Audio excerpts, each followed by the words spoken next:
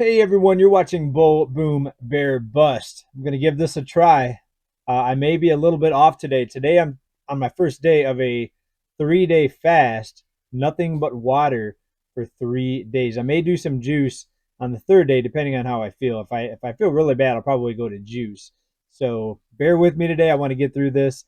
Got some very important information I want to cover, and there's an article out recently and we're going to talk about it here. I'm also going to talk about some things that really shocked me as far as the cost of certain things here in San Diego. Now, you may not be surprised.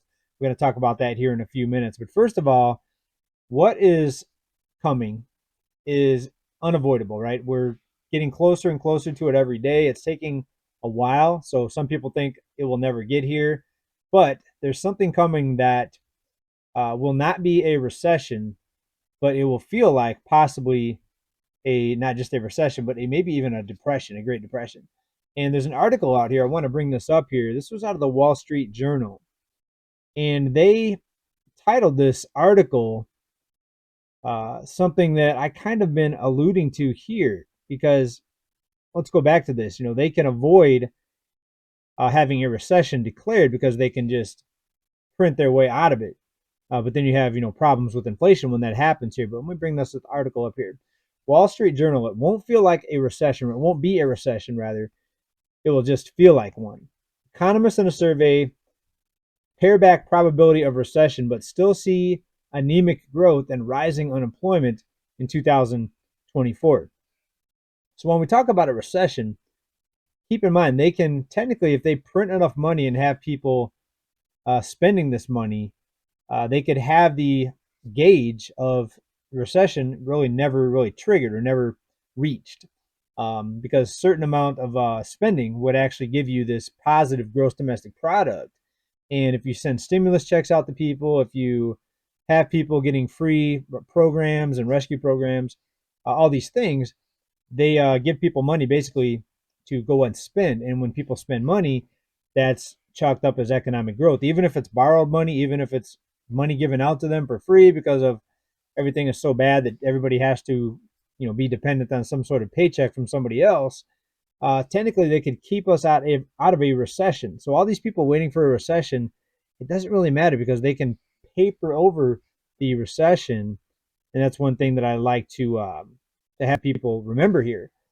So when you're looking at the news and people saying there's going to be a soft landing, you might want to ask yourself, a soft landing for who? When you look at the levels of debt that are out there right now, and to other people, and I had a discussion in my last video yesterday about some health issues that I'm having, right?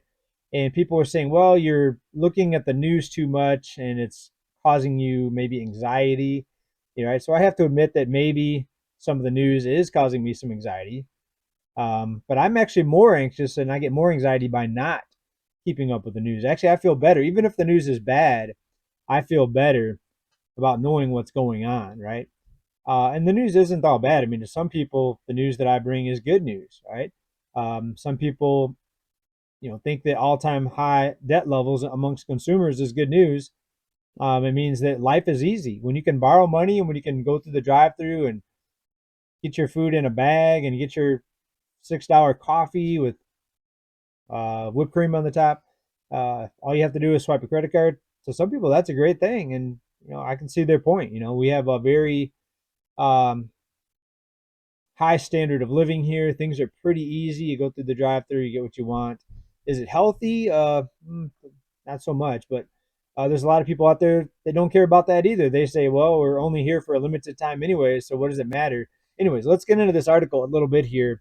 Wall Street Journal. Then I want to show you some video that I took earlier today at a place here I go to in San Diego. The good news is the probability of a recession is down sharply, according to the Wall Street Journal's latest survey of economists. The bad news is that for a lot of people, it'll still feel like a recession. And that's because you're going to see the cost of things continue to rise. And I don't think they're going to really be able to put a lid on this thing, especially with rate cuts. Can you imagine what's going to happen with the cost of living if they start to do rate cuts? Very insane and very still very likely. They've been going back and forth on will they do rate cuts or not. Well, let me bring up a video here because I went to a place today in San Diego called Seaport Village. I hadn't been there in a couple years, even though it's not far to drive there, about 15 minutes. Um, the prices were crazy. Let me bring up a video here for you. Okay, I'm going to make myself small here so you can see this. I want to bring this as large as possible. The prices at this ice cream place, and it was a nice place to go to, Seaport Village. It's on the water, so you would naturally expect things to be more expensive. There's a lot of food places around there.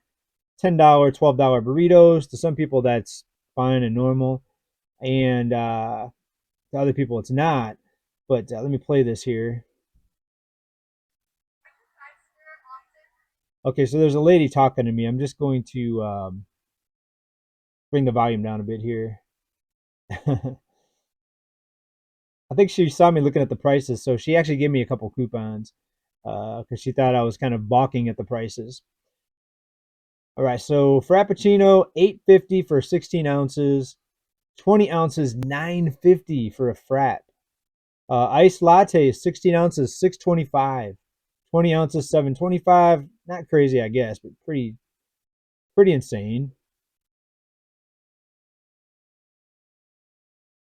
Okay, tea, 4.50, 5.25 for hot chocolate. Let's see here. Some of the prices don't look too insane. Let me go to this side of the menu though.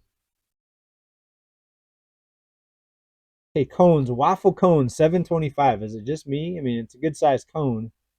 A dipped waffle cone, $8. Specialty cone, 9.50. Folks, 8 and 9.50 for a cone. And I didn't eat anything. I'm fasting, but these prices. Soft serve ice cream, other cones here. What, 7.50? Toppings 50 cents. Down here, a churro. Has anyone gotten a churro from um, what's that place? Costco. And I think it's like maybe $2 at Costco if I'm not mistaken. 9.25, 9.50 for a brownie.